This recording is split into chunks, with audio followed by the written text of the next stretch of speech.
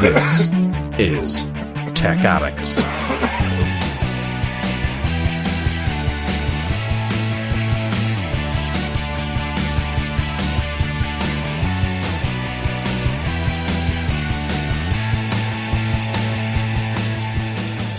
We'll motor on with this anyway. Yeah. Are you sure you're recording this? Are you sure? I am recording, yes. Are you all coughed up and deflammed? You're loogieless? At the moment, yeah. In 10 minutes' time, I can't guarantee it.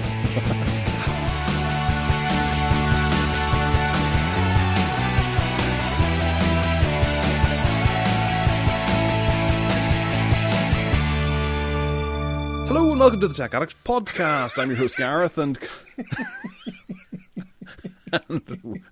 Such enthusiasm. Okay, well, yeah, it's good to hear that you're actually there and not coughing and getting phlegm all over your screen and things like that. How are you, Ted? You're in COVID City, aren't you? Yeah, I've had COVID. I'm sorry, everyone, about last week. I didn't think that I could probably make through a show last week, so I didn't. I had a go at doing PSC on the Saturday evening, but I didn't do very well. I had to give up in the end. And then on Sunday morning, I thought, no, I'm not going to make this. So anyway, it's now obviously a week later, and as you can hear, I can speak. I am kind of still COVID'd up, and I'm still showing positive on tests. So it's just really, really tedious, and I feel exhausted half the time, and it's just all the usual COVID things that everyone gets when people get COVID, and we just need to get used to it, I suppose. The good news is that now I've been hit hard with this one, and it would have seemed that I have been hit hard with it. My white blood cells, or whatever they are, my antibodies should be stronger, and I'm less likely to get it as bad if I do get it again. So that's a positive to be taken from it, isn't it? Yeah, it is, yeah. So you've been isolating for the last wee while, but you I think under current law or rules, you only have to isolate for 5 days, and even if you're positive, after those 5 days, you can go back out and spread your germs. Yeah, that's mad, isn't it? And I would never dream of doing that. My responsibility. I mean, it sounds like I'm being all kind of I'm holier than thou, but the responsibility I feel to the rest of society would mean that I'm not going to go anywhere near anyone until I'm negative. I think it's just a decent thing to do. I don't want because if it was me, I wouldn't want people out there spreading it to me. I would hope that they would do the decent thing and stay out of the way until they're at least negative. Anyway, yeah, you're right, because people like Boris Johnson have made sure that the economy is back on track, and sobbed the fact that half the country might be sick with COVID, which apparently is heading towards being the case because so many people have got it now. I think it was up 15%, was it, yesterday or something? And so, they don't seem to care about that. They just say, oh no, hang it, go back to work. If all your colleagues get it, then so what? We've got to make sure we don't cripple the country. I love how you say the economy was back on track, and then Liz Truss comes in with a wrecking ball. Yeah, let's not go there. No, I got incredibly ranty the other night about it. Anyway, if I start coughing like I just did then, I do apologise. I'll try not to. Yes, don't go outside if you're going to do that. So you've actually broken your a record now that you have, since COVID has had, you haven't had it yet up until now. No, I haven't. Yeah, excellent. Yeah, and I've done that by keeping out of the way and not mixing with anyone.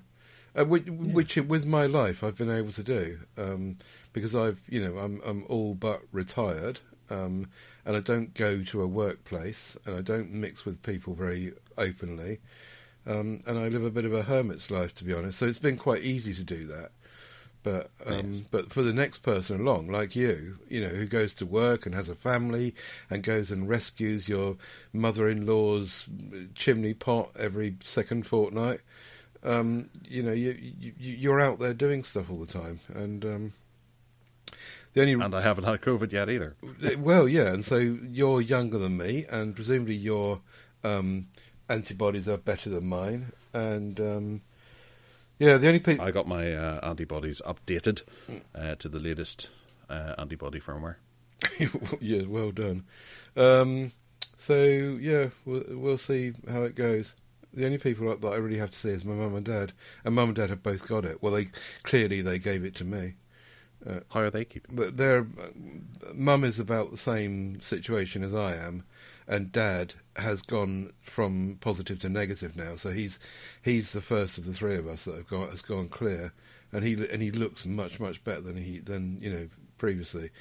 So I think it's the next 2 or 3 days we'll probably all be negative again.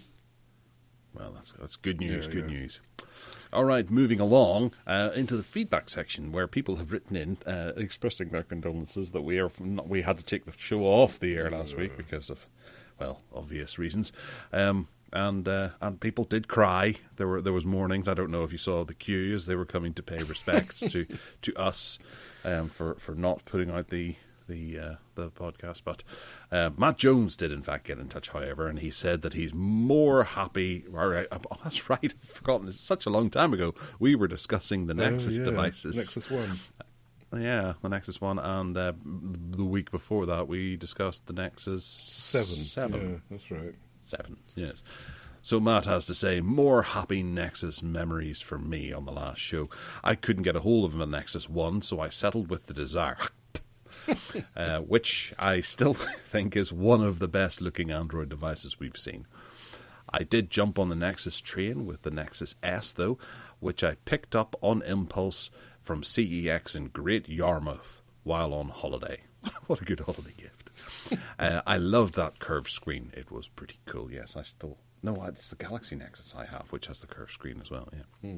As Gareth pointed out, the OEM's UI were horribly intrusive and slowed down the devices. Slowed the devices down. Hell, someone actually agreed with me in one of these feedback things. Blimey, rather than telling me off for making a mistake. So the pure Android experience meant significantly more then than it does now.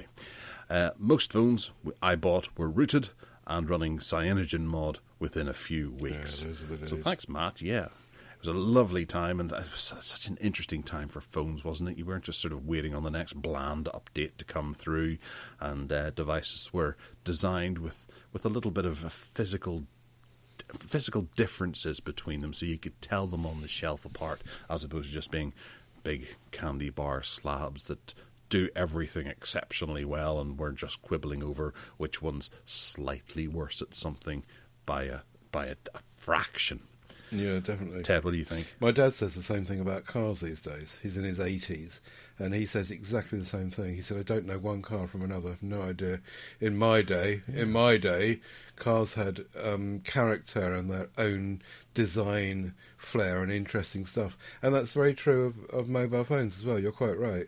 Back about 10 years ago, there was phones were much more interesting in terms of design, and that's why I think people like Nothing Phone 1 are trying desperately to make something, like in their case, this glyph thing on the back, just making it something that no one else is doing, and trying to grab some of that back. Interestingly, there's a link there between Cyanogenmod, of course, and the Nothing Phone. So, yeah, I agree with Matt. It was a good time, and those days are gone, it seems. Yeah. It is exactly like cars. I was just thinking there, I saw a Rover 200, the old boxing one from 1988 the other day, and even thought, that's a classic. You don't get, like, if in 20 years you see a Toyota Yaris driving down the road, you're not going to go, oh, that was such a car. You'll just go, oh, flip. Or a Kia Ceed, or whatever it's called. They're just bland. Yeah. Really bland. Anyway, moving on to the news, because things happened whilst we were off air, believe it or not. Yeah. And we're going to start with the biggest news of the week. The US has installed record solar capacity at prices that keep falling, and it's now working out that for them to install and run a solar farm, it costs less than it does to buy gas from an existing plant, which is pretty cool. I do love the idea of sometime in the future, I reckon there's going to be a race for the Sahara, or various deserts are going to become the most desired landscape for the utilities companies and they're going to be fighting over installing solar plants there because they'll be able to maximise the amount of production coming out of these. Ted, what say ye? They were also talking about the possibility of putting stuff on water, so that 3/4 of the Earth is covered by water, and why not cover them in solar panels? Because no one else is using them for anything. If you avoid the shipping lanes, obviously, you could have millions and billions of solar panels all over the oceans. The middle bit of America, if you look at a map of America, the 300 million people that live in America tend to really live round the edges. There's this huge amount of middle bit where there's you think farms. There is that as well. I mean, but if you go to the middle of Oxfordshire somewhere, and yes, there are farms, of course, but there's also huge amounts of just countryside where you could just put solar panels. And then you've got all the stuff with the wind turbines, which are, I mean, they are doing that now, and having these farms with wind. It's quite surprising that it's taken so long, I think, for this to be a thing, and for people to start thinking about why is the Sahara Desert not covered with solar panels. And I'm just surprised that they haven't got there to now. Yeah, well, I suppose Sahara Desert, you can't really build a proper foundation for these sorts of things into the sand, and they would probably get a wee bit dirty. Sand's one of the worst things, because they're like tiny little shards of glass that scrape and destroy. But wasn't it when Boris Johnson was in power, he was talking about putting in the solar thing up in the sky? It was an array of solar panels that were in orbit, and they would generate electricity and put it back down into our power stations and things like that. That was a fun idea. And then I think they looked at it and went, hang on a second, it's going to cost like 23 trillion, and we only have £14.98 in the coffers. We might have to borrow some of this. And we'd also have to have a very, very long cable. yes, yeah, and there's loss as well between that cable. There's always loss when you run a cable. Yeah, and also it would be over the British Isles, so we'd be in perpetual shade, would we not? Oh yeah, excellent. That would always be facing the sun. That takes us back to those. What are those things called? Space bubbles. We talked about those on Whatever Works. The idea was that in order to stop global warming happening so badly, you get these huge space bubbles and you sit them in the sky, in space between us and the sun. Simple. That's it. You just block the path of the sun. Yeah.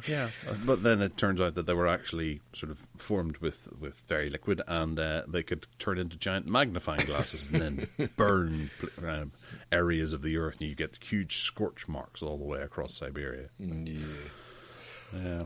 Well, at least the wind farms are showing that it can be done. And I heard an interesting statistic the other day. I'm probably off on it, but it's something like the amount of wind that we have generated from our wind farms produces the same amount of electricity as 4.5 nuclear power stations, which I thought was quite incredible. Wow. So if we keep moving at that'll be kind of cool. And also, Belfast is the hub for wind farms at the moment. We've got good industry over here, so yeah, keep doing that. Okay. That's what we need more of. There's a lot of them around, isn't there? There are, yes, and you do see some of them. I like looking out over Belfast Lough towards Scotland, because you just see Scotland with all these wind turbines. It's like, oh well, there's Scotland with their turbines. Yes. All right, well, Amazon have debuted their new Fire HD 8 and their Fire HD 8 Plus for this year, actually. And will these come out in time for the Black Friday? Not Black Friday, Amazon Prime Day? It starts on the 19th of October. When's Amazon Prime Day? I think it's before that, isn't it? They will be available for sale on October 19th. Yeah. But I think the Prime Day is before that. I thought Prime Day was the 12th or 11th or 12th. I think it's the 11th, yeah. The 11th to the 20th. So I'm not quite sure what that's about. Yeah, these are a kind of reboot of the Amazon Fire tablets. they're okay. Sometimes it's quite tempting because they're so cheap, these Fire tablets, and they kind of do okay. The annoying bit is that the GMS is missing, and you've got to side load it on and kind of APK it, and it's just a pain in the arse. If they would just let you, just get into bed with Google and let you have it out of the box, I think they'd sell a lot more of them, frankly. But they are cheap, and the 8-inch, 7-inch, 8-inch tablet world, as we know from this show, is under sourced at the moment. That's not the right word, is it? Undersupplied. There's not many of them, is what I'm looking for, and so the Fire tablets are filling the gap a little bit, I think. Don't know. I don't find it very interesting because of the GMS thing, in the same way as I wouldn't with a Huawei device at the moment. But they sell very well. Well, there is an option as well where there is a gaming bundle available, so you will get a Luna controller as well, which is quite topical at the moment because obviously we've had the news that Stadia is going to be shutting down in January, yet Amazon are going to continue to push with Luna, which is kind of cool. So they obviously want to keep this going, and they will be able to increase their market share by however few people move from Stadia across to Luna. I do think most of them will probably move across to GeForce, obviously, and Xbox, but I don't see Luna being a particularly exciting gaming platform going forward, but it might pick up a few extra subscribers with this gaming bundle. But it remains to be seen how good the controller is for it. I wonder if they're going to do another phone. That'd be quite interesting. They failed horribly with the Fire phone, but it'll be interesting to see them have another go at that and make a mobile phone and try and get people into their ecosystem in the same way as Huawei now do. So you don't need Google, we'll do it all, and where we can't do it, we'll buy in expertise from elsewhere. You don't need Google. That'll be quite interesting. No. Well, the pricing is quite nice. It's going to be $100 for the 8 and then the $120 for the 8 Plus. So at only $20 of a difference. I don't see why too many people would go for the 8. But obviously that's going to transition over to pounds, and the pound is currently worth nothing at the moment. So that'll be an interesting price comparison whenever it comes. You'll have to pay one of your kidneys and your firstborn in order to get one. Yeah, and there's also this other thing which is very similar to a device that I've got here called the Onyx Books, or the Books Onyx or something, and it's basically a Kindle that you can use a stylus on, and they're going to flog this thing. It's called the what's it called? The Scribe. Yeah, and I mean, to be honest, the one that I got as a kind of as a test thing, if you like, and it went in a drawer, and I hardly ever use it. But it has got Android on it, unlike this Kindle one, and you'll be able to mark up stuff on it. And there's apparently a deal being done with Microsoft to get Word documents onto it as well. And you'll be able to, just write on it. And whether that's going to appeal, they must have done their market research, presumably, to decide that somebody wants this. And it's going up against things like the books thing I just mentioned, but also that, what's that one called? The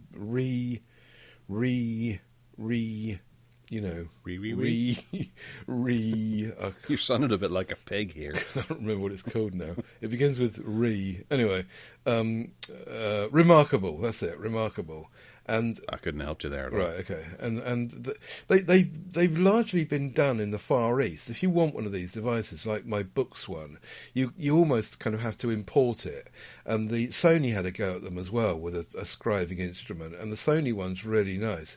And they come in hugely different sizes. So there's a 13.3 inch one that you can buy, and then there's a little tiny 6-inch one. and most of them come with a kind of dumb stylus, and then you get some cloud services. The one that I've got, the books, is actually run on Android, and you can install Android apps on it, and it runs on Android 9 or 10 or something, so it's a bit behind. But it'll be interesting to see if Amazon make a go of this and they sell the Scribe, and whether it gets out there. That it's going to be $340, and available at the end of November. So we'll see. Would you think you would play with that, or is it something for someone else? That's something for someone else entirely. I like me Android tablets, and I'm quite happy with the pens that we have on there. Mm-hmm. Not that I've been down the Samsung Galaxy Tab route with their S Pens, and haven't used them that often to justify having something along the lines of this in my gadget bag. They've also announced a couple of other things. The Halo Rise is a bit of a creepy device that it sits beside your bed, and it detects your movement and respiratory patterns of the person sleeping closest to it. Each morning you can get a summary of your data, as does Jeff Bezos, and tips on how to get a more restful sleep. Mm-hmm. It also has Alexa built into it as well, and a sunrise clock. So it does sound like an interesting thing, but whenever it comes to these big corporations, I just can't bring myself to actually have something like this beside the bed. Is that all it does? Oh no, it's a smart speaker as well. Well, yeah, it's got Alexa built into it, and it can talk back to you and stuff. Right. But it's $140. It does look quite nice, but I can't say I'd go that far to have a sleep app beside me. I suppose some people feel the need to analyse their sleep. Can't say that I do. No. But it's one of those things that will come along and either become the next must-have, or we'll never hear of it again. One thing I didn't think we'd hear of again was the Echo Auto, and we've seen Amazon try to put Alexa into cars before, and Spotify, and then Google as well. But this is more, I'd say, more for those kind of cars that feature Android. No, what it's called, Android Auto and CarPlay. So Alexa wants to be in there as well, and be able to retrofit it with a new bit of hardware that can add features to your car, so you can enable a more natural dialogue with your car.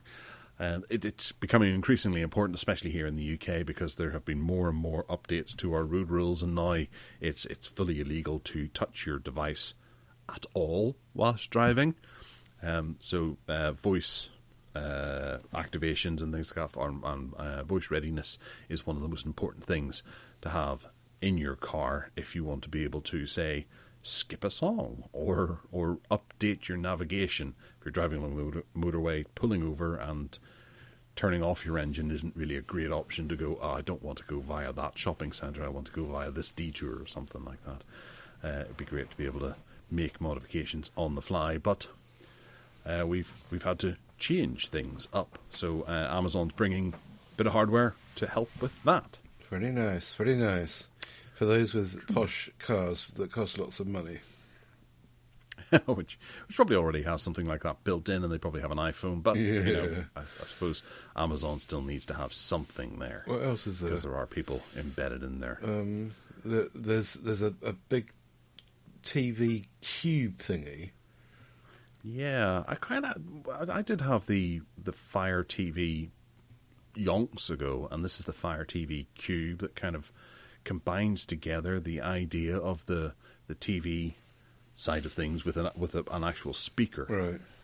So you can get all kinds of niceness out of it for as long as they support it. It's got a 2 gigahertz octa-core processor with an HDMI connection for TV pass-through, and yeah, you can get your apps through it that way and play back your TV as you have it. But they also have the Fire TV Omni line, which is 2 OLED TVs, 165-inch, 175-inch. So, they're not really sort of covering the whole of the customer spectrum out there. It's just people with really big living rooms.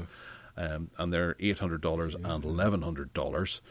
They feature Dolby Vision IQ and HDR10 plus adaptive. Or HDR10 plus adaptive, not inclusive of adaptives, just plus adaptive. And it's got a full array of local dimming, and the latter model has 96 zones of dimming as well, which I'm led to believe is a lot. Right. Very exciting. And it goes on sale next month. Would you have one, Ted? Do you have space for it? Am I the only one that doesn't know what local dimming means? It's where, if folks correct me if I'm wrong, but it whenever you are displaying blacks, it can dim down things. It can also save a bit of power as well. So it'll dim areas that don't need to be lit up, and effectively you get is it light bleed coming in? I can't remember. I looked into it once before, and sorry to have put you on the spot. There's also this thing called the Eero, which seems to be some sort of mesh Wi-Fi thingy. And the more interesting for you probably is some floodlight cameras and blink stuff, which you can go and screw to the outside of your house, like you haven't got about 4,000 already. Or 3. Close, yeah. Yes, they've updated their Ring Spotlight Cam and the Blink Floodlight Cam. I think Steve over on Phone Show, he uses the Blink cameras, doesn't he? Maybe even Aidan as well. Right. But the Eero is a very pocket wallet friendly mesh system that has a bunch of Wi-Fi extenders, and you can have one big network around your house, and it can cover up to about 1,000 square feet of coverage to provide a decent PoE 6 Wi-Fi 6 connection. Right. It offers speeds of 1.5 gigabits per second, which is pretty fast. And I looked into these whenever I was getting my mesh system, and it was really attractive. But it just, because it was Amazon, I decided I wanted to go with a dedicated big hardware company, and I went with Netgear instead. What a rubbish Amazon is. But I suppose if you're into the whole Amazon system, oh dear, sorry. Okay, you're all right. Didn't hear any splatter on the microphone. You're okay. Oh dear, don't make me laugh. I'll try not to. That shouldn't be too hard. Okay, moving on to there's one bloke that still sells floppy disks, and he still receives orders. Where from, Ted? From an airline. He reckons. Oh. No, to be honest, this was an article that I put in the show notes for the last show last week, and I haven't read it since then. But from my memory, I think that what he's saying is that the floppy disk is not dead. He still makes them or imports them or whatever, and he's got customers that buy them. And he reckons, and trying to remind myself what it says about the airline industry, because he reckons that that the airline industry is still completely dependent on data being moved around by floppy disks. Airlines have a high demand for floppy disks, and they serve as a significant portion of his sales through floppydisk.com. Take the airline industry, for example. Probably half of the air fleet in the world today is more than 20 years old and still uses floppy disks in avionics. That's a huge consumer. To put that into context, in 2020, the total number of planes in the US commercial air fleet was 7,690, and it has grown. So yeah, what he's saying is that if you get on a plane these days, it's likely to be 20 years old, and in those days you think that they would have updated the aeroplanes, wouldn't you, to have more up-to-date technology on board, make their customers feel a bit more safe. But no, they're still floppy disks, and Mr. Persky, whatever his name is supplying them to all the world's Tom Persky is the man keeping you safe in the air. Wow, and it's even creepier because in the article there's a picture of a 5.25-inch disc going into a disk drive, an Apple disk drive of all the types. So I'm wondering, do they use Apple IIs in the airline industry? It's interesting when you see these. Occasionally, you go to a cash point machine, and it's gone, tits up, and you see the screen of Windows 2000 running the thing still, and then you see a story like this, and you think, I wonder how many commercially based things that are out there are still running on old software and old stuff like this. Well, when I visited the White House back in, was it about 2000, and I did a tour, having a look through some of the doors that were open, and you'd see the computer hardware sitting on their desks and things. They were the old beige CRT screens and things like that. I couldn't believe what I was seeing. I knew that was about 2000. That was not a huge smack in the arse off when that sort of hardware was actually, prevalent. It was maybe about 6 years out of date at that stage. But I remember telling this story to another fella who was going out to the White House, and I was like, "Hey, take a look at the computer," and the computers you see around the place. And maybe it was about 5 or 6 years later that he did this, and he commented on the comeback when, there was some really old IBMs and things sitting on those desks. It's like, it's unbelievable. They just hadn't upgraded that much, and you see them on TV where Clint Eastwood walks in and goes, I need you to zoom in on this area of that map, and they do all that, and it's maybe more the CIA or something like that, but they zoom in and digitally enhance and all that kind of stuff, and you don't really expect the likes of the White House to have old technology in it, but it did at that stage, and it was. But then what were they using it for? Word processors and that kind of thing. They weren't using it to run the country's defences or anything online. It was just word processors, being able to write speeches and be able to send letters and transcribe stuff. So they didn't need to upgrade it, really. It's not like it was going into the Pentagon and seeing a 386 SX25 sitting there with a monochrome display or something on it. Yeah, there was also the issue about Obama continuing to use BlackBerry phones, wasn't there? Oh yeah. And he got one specifically made. Yeah, that's right. And long after everyone else had moved into iPhone and Android and moved along, the official line was the BlackBerry. That's the firm we're trusting, and that's the one we're dealing with. And it's for the nation's security that we are doing this, and blah, blah, blah, Yeah. Yeah, well, it's... yes. You're all right. Well, we'll take it. Ted's cough can be a good indicator of when to move on to the next story. It's my bore cough. Bored of this, move on. So, Google wants to open a royalty-free alternative to Dolby Atmos and Vision. Should we get excited about this, Ted, really? This was tied up with another story I noticed this week, which was that apparently Android 14 is, according to this article by Android Police, Android 14 is going to force everyone to go 64-bit only with their apps. Which ties it up with this first story, which is about the video compression and the fact that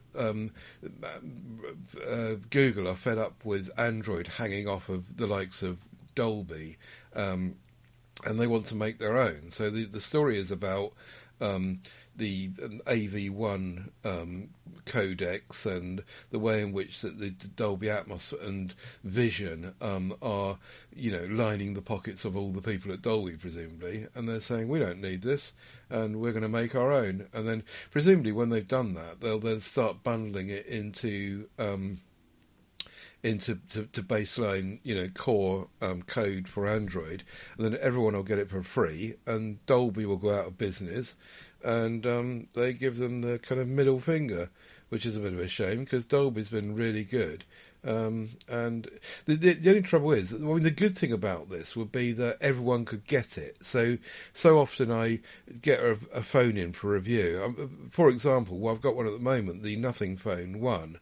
and there's no system-wide audio as well on it at all, and so you've got to try and then find ways to bolt that on afterwards by using third-party applications. So this will be good in that respect. It comes bundled with Android, and that's a lot. And presumably the same thing will be true of Apple, and they'll do the same thing. And so, yeah, changes afoot for Android 14. Looks like it's some way off, but Google want to stop Dolby being relied on by OEMs and push out their own as part of the code. Right. We could have just condensed that down to there's going to be another codec required. Great. Sorry, I'll shut my gob. No. It's just it really bothers me whenever the companies just get on their high horses. Microsoft did it years ago. Apple have done it as well, where they just bring out their own codec that they prefer, and then people have to scramble because whenever they try to play something back, it doesn't work, and they have to go and get another player that supports the codec, or you maybe have to, Windows 11, when you try to play some HEVC 4K videos, it'll take you to the Microsoft store and say, here, you need to pay 89p for this codec in order to play that back. It's like, what? No. Why? Yeah. So it's just another codec. It may be free for people to use, but we've had that before with Windows. WMV was free for everyone to use. It was CAC, but it was free for everyone to use, I think, as long as you had a Windows machine. Yeah. And anyone who still uses it needs a slap in the face. Yeah. I tend to use VLC for everything on Windows. I have my default player as VLC and everything, and I think quite a lot of people tend to do that. But yeah. Oh, Media Player Black Edition. That's a nice Media Player Black Edition. I don't know that one. Okay. I have two media players. There's Media Player Classic and then Media Player Black Edition. And you can scoot around inside those timelines really nicely. It's very smooth. And if it's not smooth in one, it's smooth in the other. Okay. I'll have a look at that then, shall I? Aye, you should do. Right. VLC's all right, but I've had problems with it in the past. Okay. Anyway, moving on to new hardware, which is what the most exciting thing is. Fandroid have some images up from OnLeaks, and they could be the first look at the Samsung Galaxy S23 Plus. Not the Ultra or the regular S23, but the S23 Plus. And I have to say, it's a rather nice looking candy bar style affair, where they've just got 3 little round areas with the cameras that protrude nicely from the back with an LED flash. Minimalistic, I suppose. And going back to what I was saying earlier, dull as dishwater. Mm-hmm. Ted. At least they haven't got rid of that stupid rectangular lump in the corner, which was that the S20? I think that was the S21 series. The S22, I think they, some of them anyway, they went to these just circles for cameras, lenses coming out the back, which I think is much more stylish and much nicer, and the rest of it's flat. Be nicer still if they were not sticking out, of course. Yeah. If they were flush with the back of the device, like the Nokia 9 PureView, for example, that would be great. But then I suppose they could do less with it then. But yeah, it just looks like another boring Android slab, doesn't it? And much like a slight evolution from the previous one, and it's just very, very boring. Yeah. Even whenever you look at the sort of the beigey, pinky kind of colour thing that they've used on the screen, the wallpaper, I suppose it would be called, which is sand being thrown from one side of the screen to the other. It looks bland. I can't say I'm too excited about it. I'm sure it'll get jazzed up and lovely looking for whenever Samsung are ready to start putting this out. Was it next March? Is usually about the date, February, March. We start to. Yeah, I think so. We will see the launch. Yeah. Actually, the edge of it looks quite nice. I don't know the S22 well enough to know, but hasn't the edge been rounded? If you look at the top picture on the page, you can see a very kind of rounded edge. Maybe the 22's like that as well. I can't remember. Yeah. Well, I suppose you could note that there's no tapered bezels. Yeah, and it's It is a flat screen, yeah, which is interesting. It looks like there's still a hole punch camera though. Nothing under the glass for the selfie yet. Very true, yes. Although I'm just quickly checking the S22 series, they were flat screens without tapered edges. They did have that camera island that you were noting earlier. Yeah, well, there's all to play for here. I'm sure it'll get a nice big update, and it'll be full of all the features that you want. And people will say it's either really, really good or really, really crap because the camera is not quite as good as Apple's. Yes, pathetic. But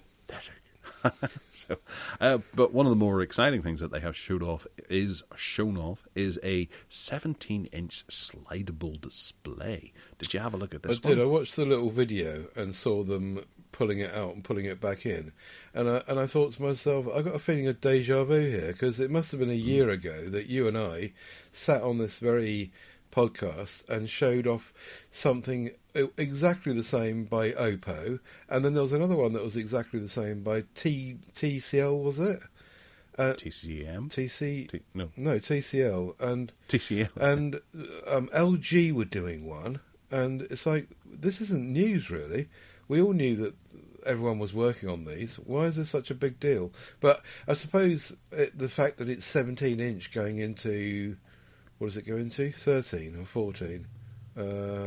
17 inches into... it doesn't say. I can't remember. It did say it on the video. 14. We'll just go with 14. And yeah, it looks very, very nice, and it looks really well done. And apparently the join in the screen is negligible. If you watch the video, you can slightly see the join, inverted commas, as it slides. But it's going to cost a fortune, isn't it? It will do, but I think the big move here is that this looks like it's almost ready for production, and it doesn't look like it's going to require the dealing with they had to deal with the flip and the folds, where dust was getting into the mechanism and things like that. This looks like maybe a cleaner initial design concept. Right. Where it just works and you can see it working. It does look like it could hit shelves tomorrow once they've fully perfected it, that it can manage to slide in and out 100,000 times in its lifetime or what have you. But I would be really excited by this if it were to come along, because you just get that moment where you're just thinking, my tablet just isn't big enough, but I couldn't live with having a fully larger tablet all of the time. I want a wee bit more screen real estate, but I don't want to keep it. So I'm all on board. So you would take it with you on the train and take it to work and in the car and what have you, would you?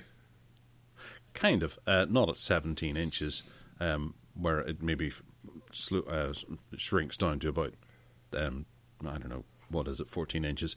If it was a 10-inch that's split open to maybe 14 or 15 inches, then yes, right. Absolutely. But not at this size, I wouldn't. What about a 7 that went to 10? That'd be interesting. Yeah, that would be absolutely perfect whenever they start putting this into phones, which I'm guessing will be a thing way off in the future. Maybe 2030 we'll start to see this arriving in phones as the fold becomes the slide. Uh-huh. The Fold 23 becomes the Slide 1. One day. But they're cool. I do like them, and I'm glad that we're starting to see this more and more, because this is, I think, a better solution than folding and flipping phones. Good. Yes. So we're also, it looks like we're getting an SE, or Samsung Galaxy Tab SE FE. Which will be a cheaper version of the Samsung Galaxy Tab S8, as we saw with the Samsung Galaxy Tab S7. And I know that S7 FE was a bit of a big seller, so it's a no-brainer for Samsung to be able to produce something that's a wee bit more modestly budgeted for the folks out there.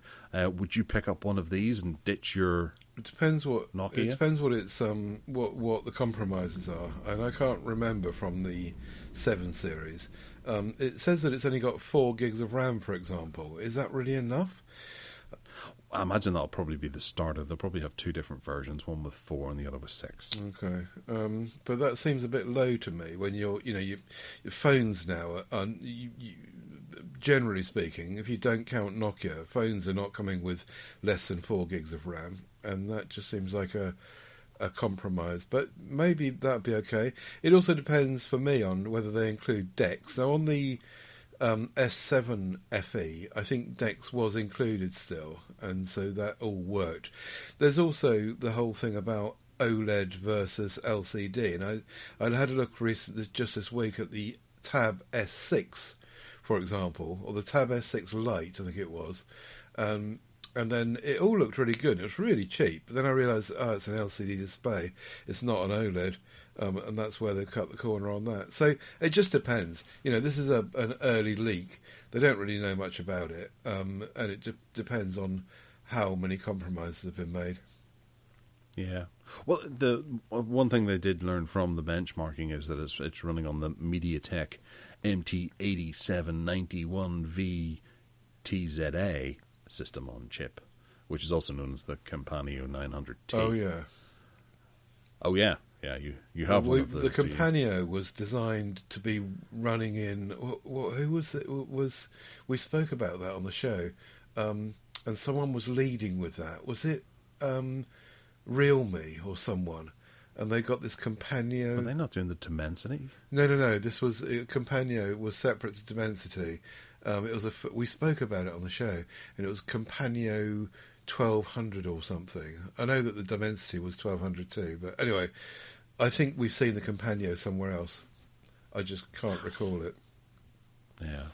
Well, some of the early imagery that they're attaching to this shows a keyboard and stylus set up alongside it, so I'd like to think that would have DeX running on it, because it makes sense to have that. Yeah, definitely. That is nice, yeah. Aye. Exciting. So, Oxygen OS 13 Stable Edition update is now rolling out for OnePlus 10 Pro phones. And everyone's moaning about it because really? all the OnePlus owners, if you click through and watch the video associated with this, there's a rundown of, side by side of what they've done in terms of the Oxygen BBK with the Oppo, and side by side the OnePlus owners are saying, hang on a minute, you stripped out all of the OnePlus goodness and you're replacing it bit by bit every single year with more and more about Oppo Color OS, and you said you wouldn't do this. This was the point, is that there's a demonstration going on that shows the presentation that Oppo made when the merger was announced, showing very clearly about the 2 paths of Oxygen and Colour, and they would share some features, but essentially they'd still stay separate, and they're not doing that. And the more they roll out Oxygen OS with newer devices, the more and more colour it looks. They're talking about Android 13 now rolling out for the the OnePlus 10 Pro, but that's the story behind the headline, really. They might be rolling it out, but it's also including an Oxygen OS 13 that looks very much like Colour OS 13. So they might just be kind of cutting corners and essentially just doing one operating system with a few minor tweaks. That's exactly what's happening. So OnePlus fans are really upset because they said they wouldn't do that. They would maintain the identity of OnePlus for everyone, and now they've stitched them up. Well, yeah, it does seem to be an interesting idea, just winding it all up and only producing one phone instead of having Oppo and OnePlus phones. I haven't particularly come from a OnePlus background, so I'm not bothered. And I think that what the Colour OS has done to the BBK stuff is actually really nice, and I think that the merge looks nice and it works really well, and I haven't got a problem with it. But as I say, these dyed-in-the-wool OnePlus fans who've come from Cyanogen and have followed right the way through, and they're big fanatics of the skin and the launcher and everything. They're the ones that are saying, "No, we don't want this. You told us you wouldn't do this." Well, no, ColorOS is a grand operating system, yeah. But I can understand if you buy something, you want it to stay that way, and not end up with a different product at the end of it. Okay, so Asus's latest gaming smartphone has the MediaTek Dimensity 9000 chip, plus DDR5X RAM inside of it. This is the ROG Phone 6D and the 6D Ultimate. And the spec rundown is pretty immense. I think these are pretty much powerhouse devices, aren't they? I think the news here is though that they are putting the Dimensity 9000 Plus chipset in it because they can't put they've got a supply problem, haven't they? From what I understand, they previously they had the Snapdragon lined up, and now they can't get them, so they're putting the MediaTek 9000 in it, and I think that's what this story is probably about, isn't it? Well, yeah, but I still... Did anyone buy it thinking they were getting a Snapdragon, or is it just basically a launch? I don't think this was up for pre-order yet. No, I think that this is, what the launch is, but they've had to turn tail on the chipset because they can't get any.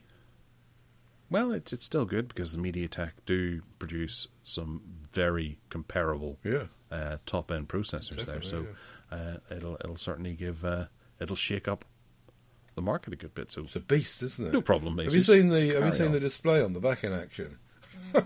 No, I haven't. No, it's all very gamerish. If you watch a YouTube video of a review of it, it's just all very gamerish. Flashing lights all over the thing, and a bolt-on thing on the back for cooling, and blah. It just smells of gamer phone in every single way, shape, and form. Shoulder buttons, virtual shoulder buttons, not physical, I don't think, but it's just lights and bells and whistles and stuff.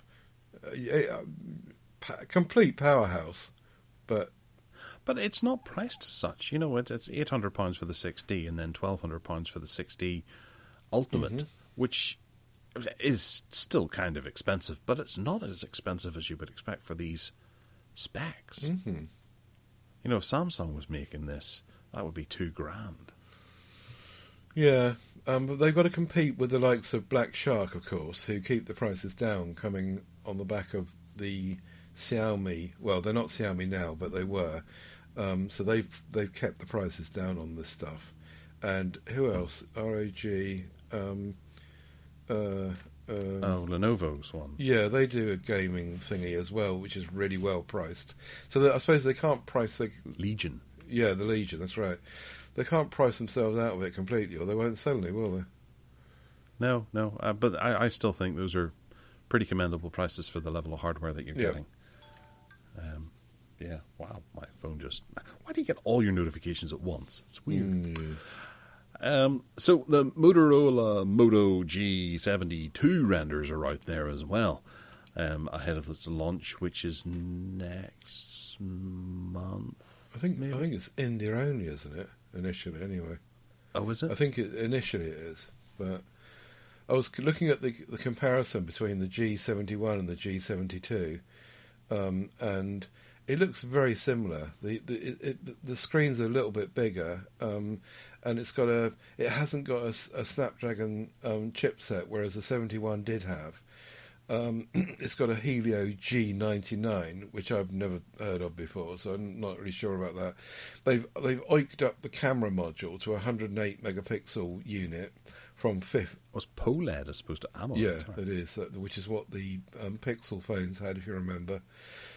Back in the when was that? Pixel 3, wasn't it? That they did the POLED with, and yeah, so 120 hertz refresh rate on the screen as well. And the fingerprint scanner is stuck under the bloomin' glass. Thanks a lot, Motorola. Whereas it was on the rear and on a good day on the side. But now, no, under the glass. So just to annoy everyone. Yeah, it doesn't look very exciting to me, frankly. And I'm, as you know, quite a supporter of Moto stuff normally. Just looks like another boring little incremental stage with some things worse.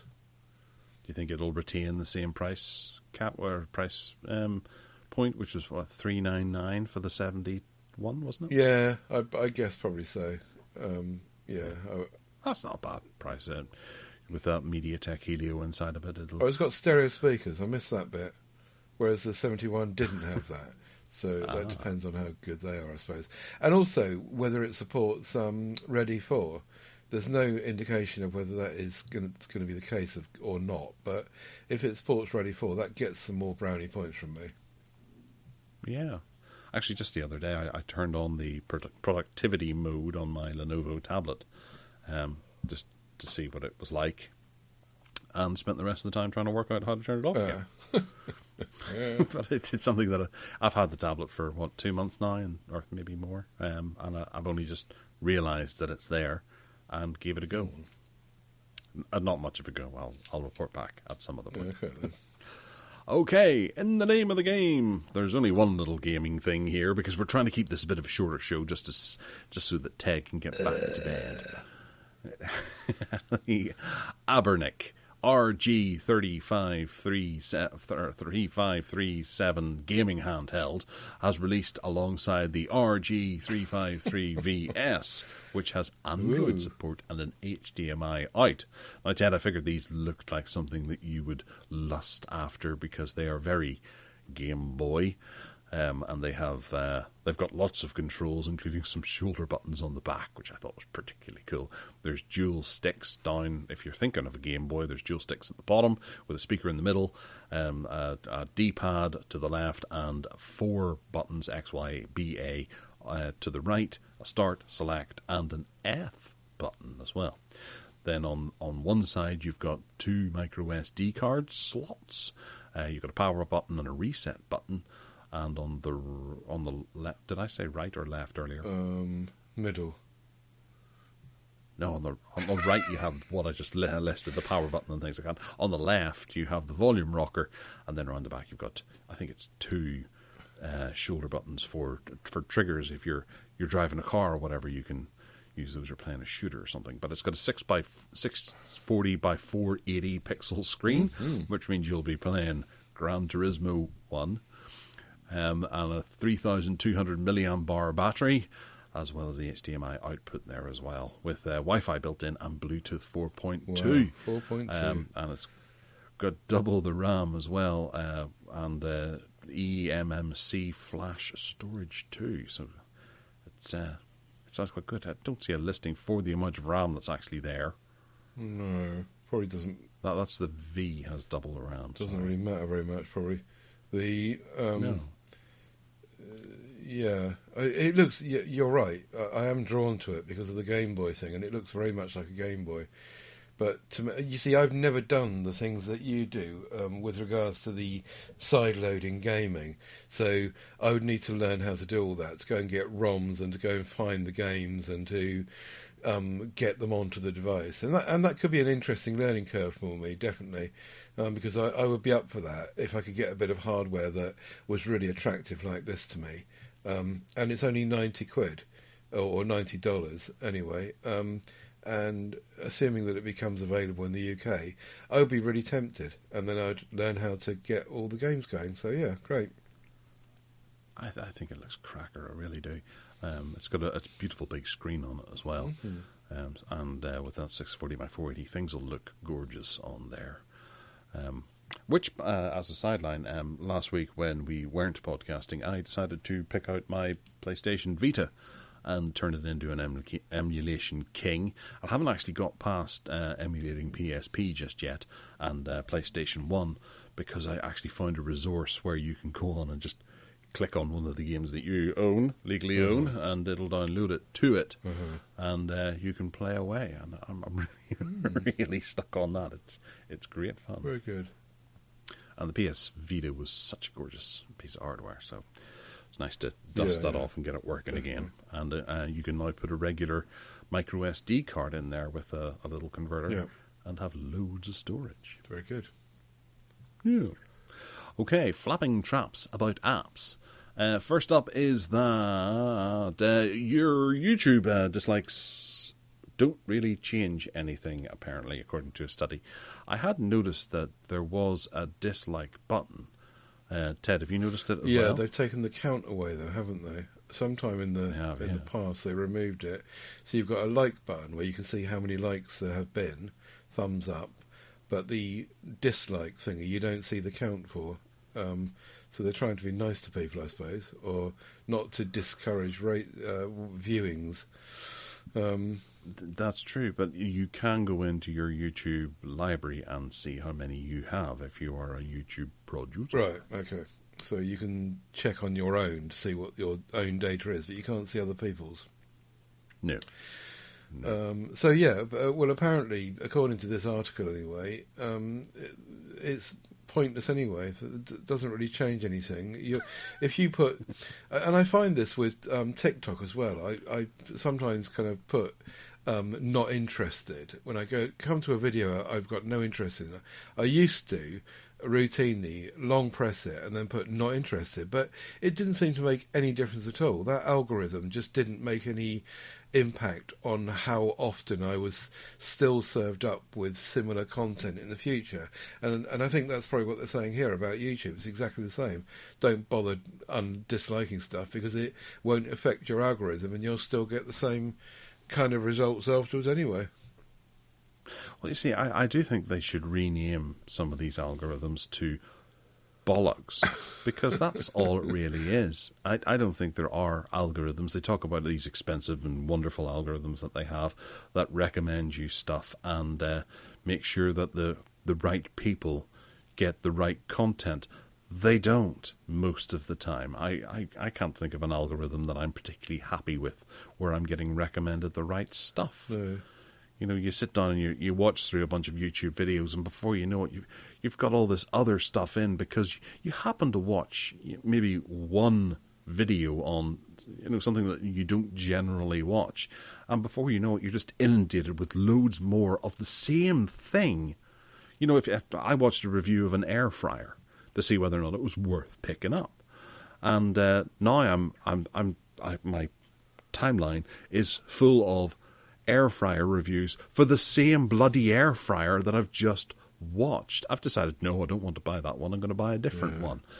But it doesn't matter. It's still throwing me all these air fryer videos of the one that I've decided I don't want to buy. It's like, that's not an algorithm. That's just plain annoying. Bollocks. Yeah, and Amazon's good at that as well.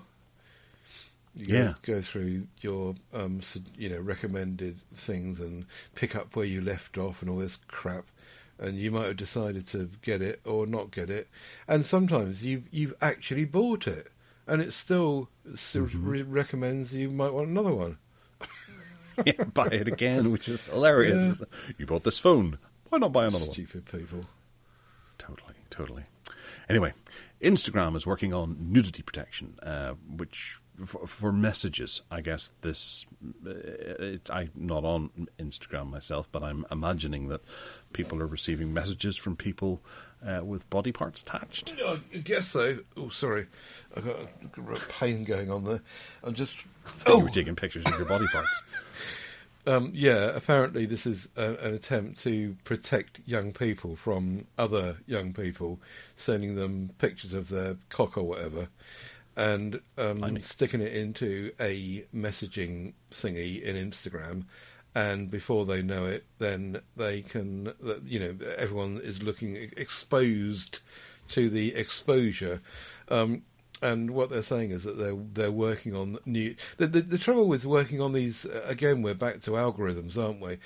Working on these protection things, it's very difficult, because if you have a legitimate picture of your friend at the beach, at what line are they going to draw the line at saying, this is just me and my mate at the beach, we're having fun, and we happen to have quite slinky shorts on or a small bikini on, but actually this is not nudity, and and I can imagine that must be the difficult one to get round for these people like Instagram and other services, like TikTok I mentioned just now. TikTok is there's a thin line between what's acceptable and what isn't, and I never actually see any nudity on TikTok, but I would imagine that there probably is stuff out there that gets through the net, and people are pushing the boundaries all the time.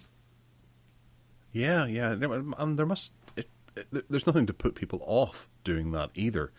Obviously, if you were to be caught sending something, there isn't enough of a punishment for that person who's done the sending. But they close the person's account down and they can go and open up another one and continue to do it.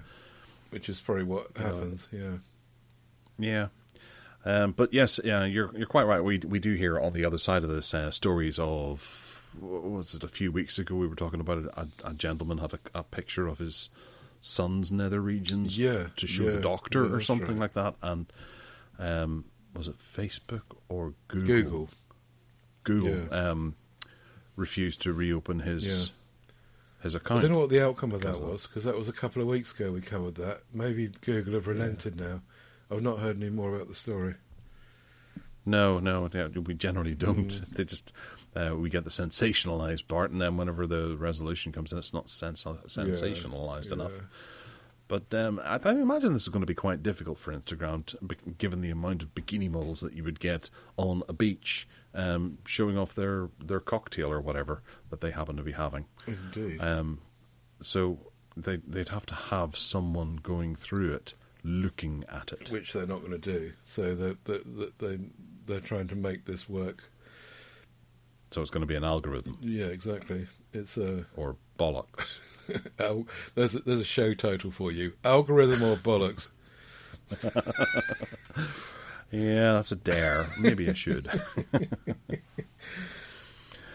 All right.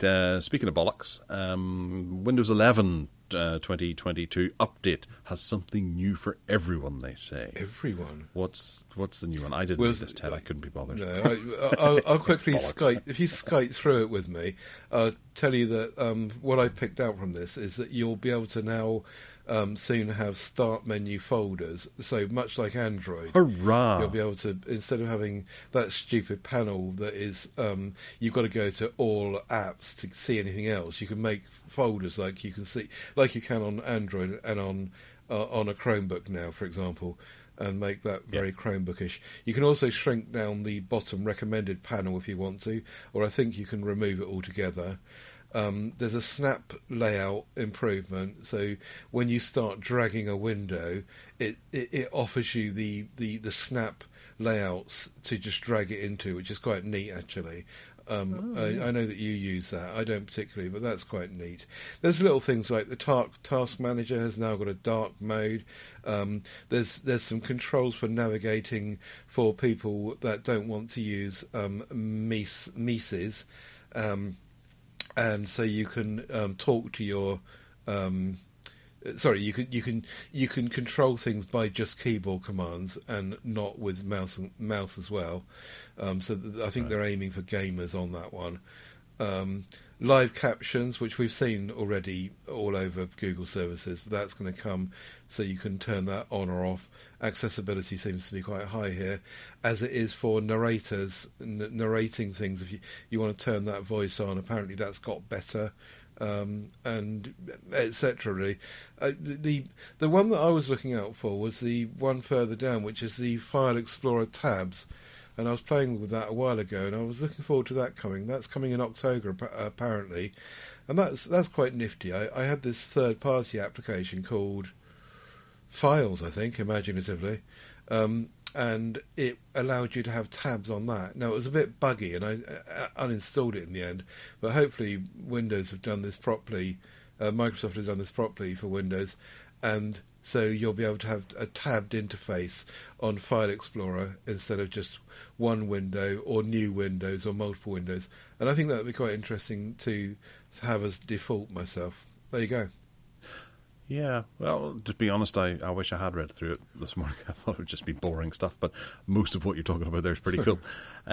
Especially the tabbed Explorer stuff. I did use, was it Total Commander, I think, for a while, for the free period. Or was it Total Commander? Is there one that begins with D? Disk Commander or something? I can't remember. But it turned out to be too expensive, and they wanted you to pay monthly for all the features. And I begrudgingly got rid of it, but I really enjoyed it for the month that I used it. And I felt the File Explorer was a lot more useful. I could do an awful lot more within it, so hopefully that'll bring a little bit of that productivity to it.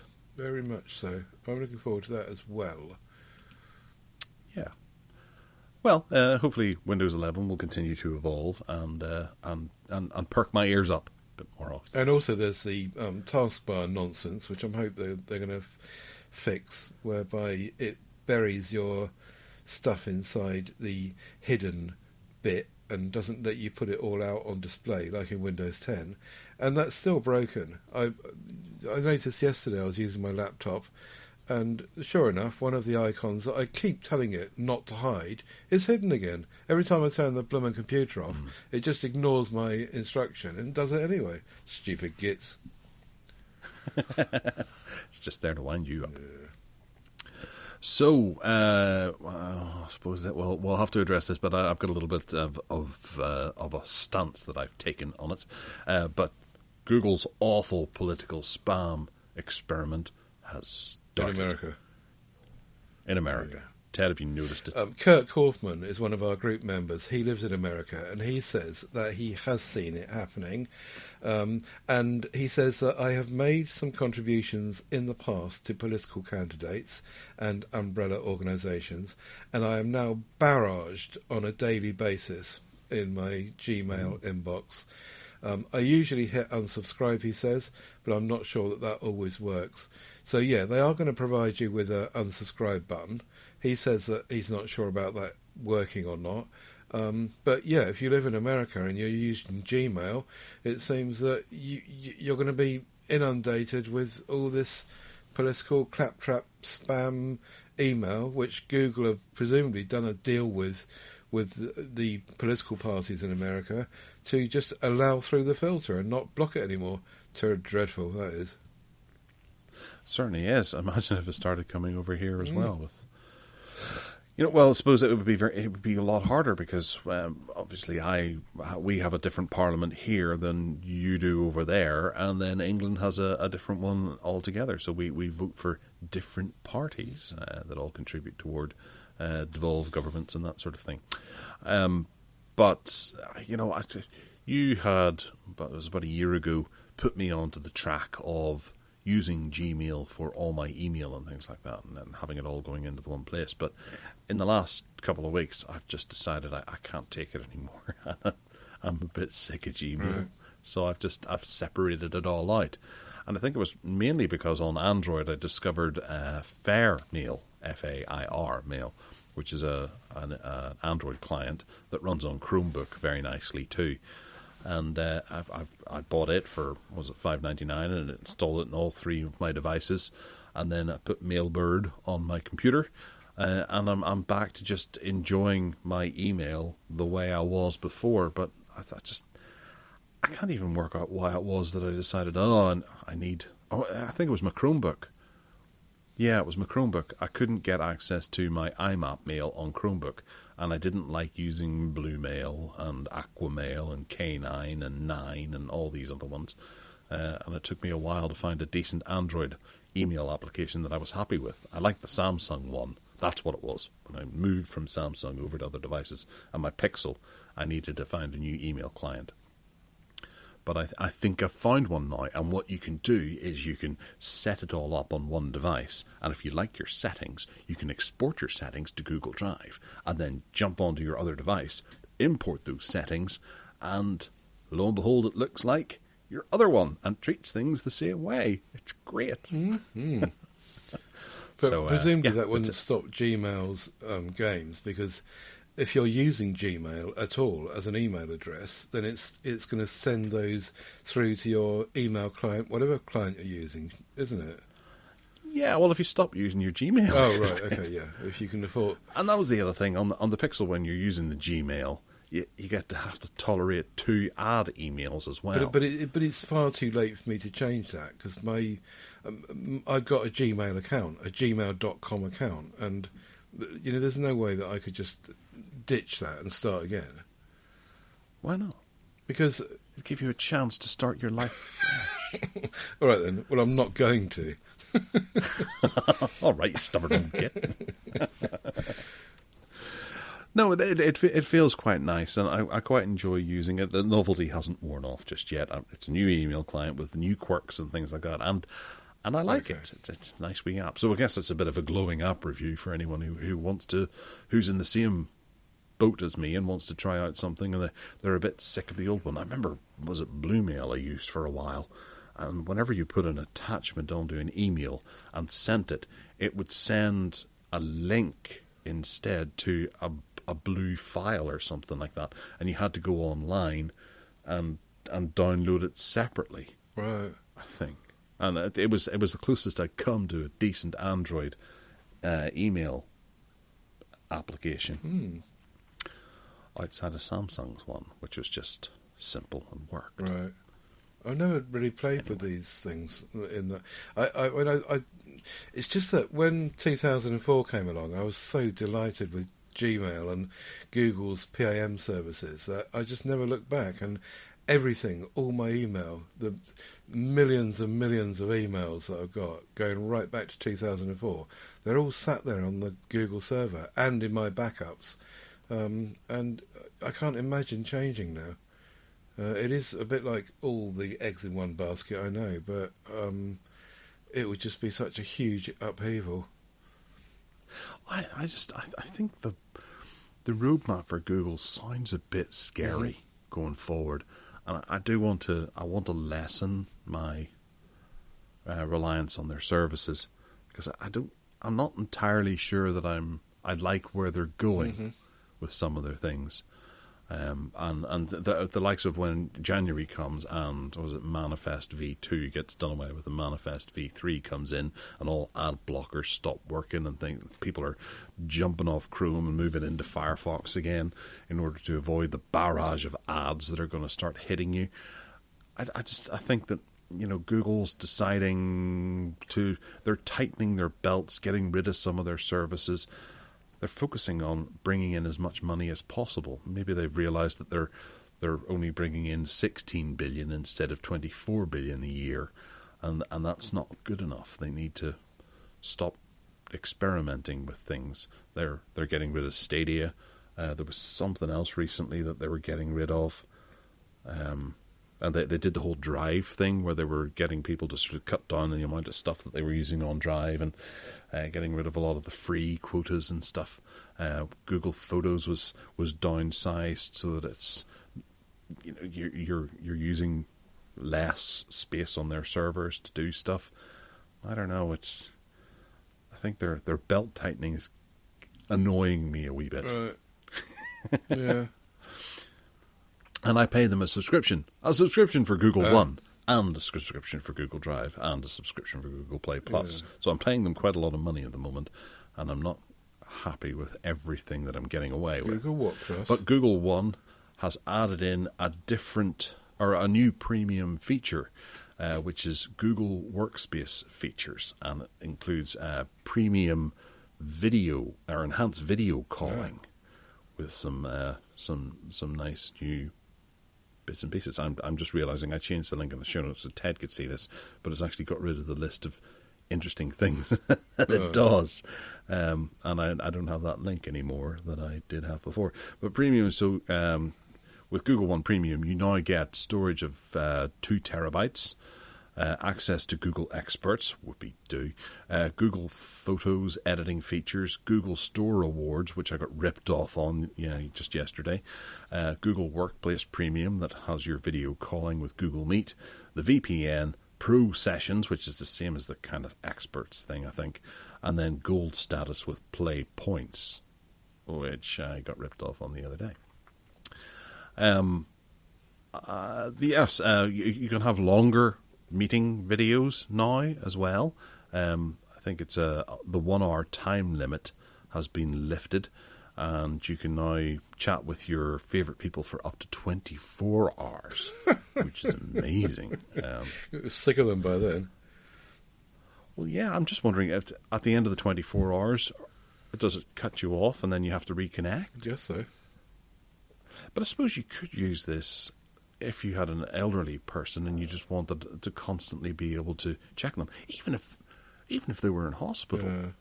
If they had a tablet beside them that was plugged in, you could have it there and you're constantly monitoring them and seeing them, which is a nice idea, I suppose. Yeah, you can filter out background noise like dog barking and construction sounds, so people can hear you more clearly, and you can securely record and store calls to Google Drive to relive those special moments whenever you had a 24-hour contact with great Uncle Albert. So this is included, or you got to pay extra for it? This is included in Google One. Yeah. So but it says $9.99 a month to get the premium, whereas I pay the basic £1.79 a month. But presumably that means I wouldn't get these features. Yeah. Now I think it's $7.99 over here in the U of K-ness. And you pay that now, do you? Yeah, I do. Yeah. In addition to Play Pass, so that my son can have some decent games to play and not have to come and ask me for emeralds and gems every 15 minutes. Okay. And then Google Drive as well. You get your... No, that is Google Drive. That's right. So I'm only paying two things. Yeah, you get 2 terabytes total. I get 100 gigabytes total for my drive as part of my Google One. And I've got the basic and not the premium. And I haven't even got the standard. That's £2. I think it's £2.59 a month for the standard one for 2 gigabytes. The trouble is that all this is in dollars at the moment. I'm trying to...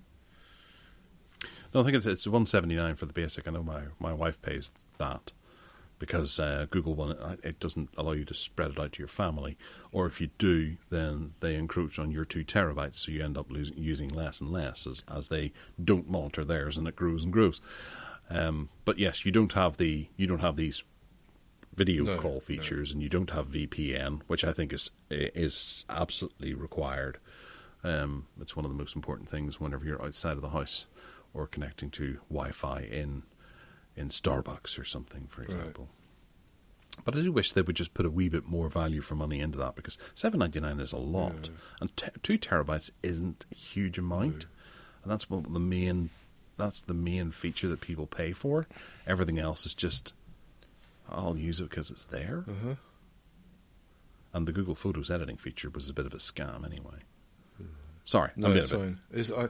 I have to admit that I'm fading Google a bit now, and in a bit of pain. So maybe we can skip Harkback, can we? Can we skip through Harkback and do it next time, and just tidy up the other bits? Is that all right? Sorry. Okay. Well, do you want to give us a quick rundown on what's happening in Chrome? Google and Framework have come to a partnership, and they are they're putting together these Chromebooks, which are really easy to repair, replace parts in, blah blah blah, and basically they provide you with a screwdriver, a bit like a Fairphone phone. They provide you with a screwdriver, and then you can replace pretty much anything. If you click through and watch the video, a very short video, it shows someone doing that, and the amounts of stuff that they're talking about putting in. They're talking about selling this fairly high specified Chromebook, and they're going to charge about $1,000 for it. So it's not cheap to get started, but once you've got it, you'll be able to do pretty much whatever you like with it, and going forward, replace all the parts. Looks like an interesting project. I think that'd be quite nifty. Cool. Another thing that's coming along in Chromebooks is Lenovo are releasing the first ever gaming Chromebook, which has RGB built into it. Isn't that exciting? A 4-zone RGB backlit keyboard, and also it'll be able to handle slightly better games that are coming through Steam for Chrome OS. So it'll be interesting to see what happens to this if people start picking it up. I can't imagine too many people instantly diving into it because Steam OS still isn't really a big thing on Chrome yet, and most Chromebooks don't have access to it anyway, unless you have the Borealis jobby Keyboard looks nice included. Yeah. It does, yeah. All right, bargain basement where there's bargains galore. The first one we're going to go with is the Samsung 980 Pro. This is the 2TB version, which is NVMe M.2 SSD. Very nice looking device. I have the 1TB one in my computer. No, I've got the 1TB one currently operating in my computer, and I would like this 2TB one if anyone wants to buy for me. It's down from £252 to £229.81. It's a great time to be buying SSDs at the moment. There's a lot of cheap ones out there, and this is by far and away one of the best. It's exceptionally fast, and well, it's grand. It doesn't have a heatsink with it, but yeah, you could just throw it into your system and away you go. Ted. Very nice, yes. Amazon, because they've got their new stuff coming along, are flogging off their old stuff at 50 and 60% off most of it. So there's an Echo Dot 4th generation, an Echo Dot 3rd generation, a Show 5 and a Show 8. Links in the show notes, but yeah, they're knocking those out at pretty much half price and more. So have a look at those if you fancy something that's just not quite bang up to date. Yeah, the Echo Dot 3rd gen is £17 and the Echo Dot 4th gen is £20. That's not exactly the biggest price increase there, or a price difference there, but I'd say most people will be best going for that 4th gen and spending the extra £3. Yeah. A little charger for you here. This is the TOPK pocket charger. It's a 3 amp 1000 milliamp hour USB Type-C power bank with a nice little LED display. It's compatible with iPhones and Androids. It's got it's got a USB Type-C on the front, micro USB, and a USB Type-A, and it looks like a pretty decent little device. Oh, it's on sale. Yeah, it's down from £17 to £14. And there's a £3 off voucher that you can select. £10 then. To take it down to £10.99. Yeah. Very nice. Yeah. Yeah. And it's got the all bases covered with those connections, hasn't it? The Kindle Paperweight Signature Edition, that's the 32 gigabyte one with Qi charging thrown in as well, is probably the best Kindle you can buy at the moment, and because they're revamping their stocks, this has been reduced £35 off. It's now £145, or I'm being offered 5 times £29. So if you want a Kindle, top of the show, top of the line is the phrase, that's a nice little saving. Yep. And we discussed them at the top of the show. Yeah. Just about. All right, Amazon Basics 30-watt 1-port GAN USB-C wall charger for tablets and phones. This has been reduced in price from £17.27 down to £14.67. In addition to that, if you click on the link, there is also a 63-watt USB-A and USB-C GAN wall charger, and it's down from £22 to £18. So Amazon Basics ones, they're charging your devices a lot faster for not a lot of money, and I do wonder if those are going to become quite cheap when it comes up to the Prime Day.